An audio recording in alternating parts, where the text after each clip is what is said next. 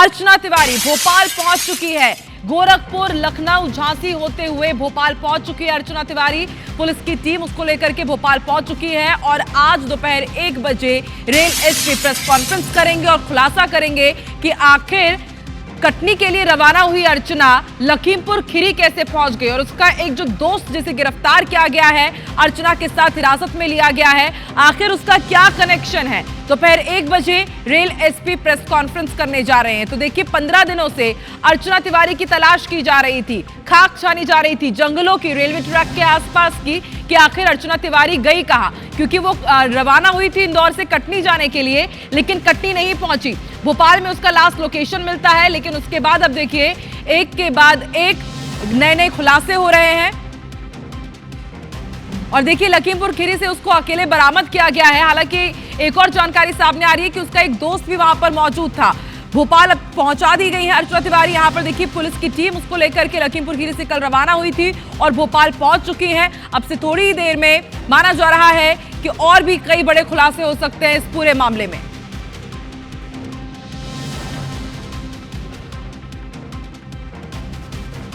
देखिए, अर्चना तिवारी केस में एक के बाद एक नए मोड़ आ रहे हैं। अर्चना 4 दिन पहले तक दिल्ली में थी, दिल्ली के बाद अपने मित्र के साथ काठमांडू गई थी घूमने के लिए, और एक के बाद एक नए अपडेट्स आ रहे हैं। सीधे रुक कर लेते हैं भोपाल का। हरप्रीत कौर इस वक्त हमारे साथ लाइव जुड़ चुकी है। हरप्रीत, और क्या अपडेट है? भोपाल तो पहुंच चुकी है अर्चना तिवारी, क्या आपकी कुछ बातचीत हो पाई है पुलिस की टीम से?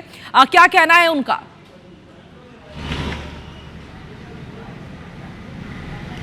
देखिए, इस पूरे मामले में अभी तक, जैसा कि हमने पहले भी अपने दर्शकों को बताया, कि पुलिस बहुत कुछ खुलकर नहीं बोल रही है। 1 बजे का समय तय किया गया है प्रेस कॉन्फ्रेंस का, और पुलिस का कहना है कि जो तमाम जानकारी अब तक इस पूरे मामले से जुड़ी है वो यहाँ पर सामने मीडिया के रखी जाएगी। इस पूरे मामले में कुछ चीज़ें ऐसी निकल कर आ रही हैं, जिसमें एक और बात यहाँ पर आई है कि अर्चना का इंदौर के ही एक युवक से प्रेम प्रसंग था।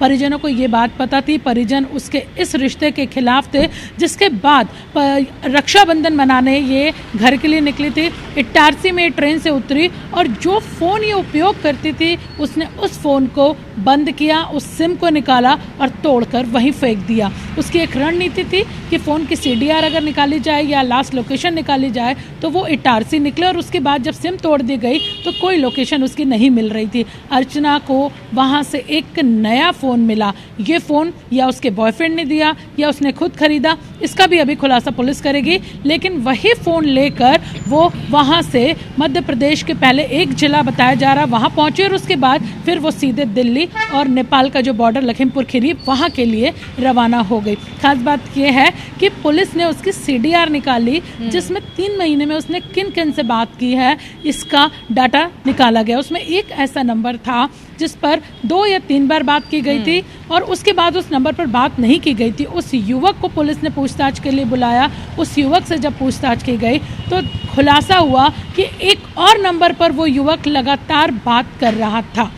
उस नंबर को जब निकाला गया, हरप्रीत, अब कड़ियां जुड़ती जा रही हैं कि किनसे वो बात करती थी और किस तरह से उसने उस मोबाइल को फेंका, सिम तोड़ी ताकि उसका लास्ट लोकेशन ना मिल सके। यानी कि पूरी एक सोची समझी स्ट्रैटेजी के साथ अर्चना रवाना हुई इंदौर से। और देखिए, वो कहाँ मिली, अब काठमांडू बताया जा रहा है कि घूमने के लिए गई थी। लखीमपुर खीरी से कल उसे बरामद किया गया। आज भोपाल वो पहुंच चुकी है। आप नजर बना के रखिएगा, लगातार अपडेट आपसे लेते रहेंगे। बहुत बहुत शुक्रिया फिलहाल पूरे अपडेट के लिए।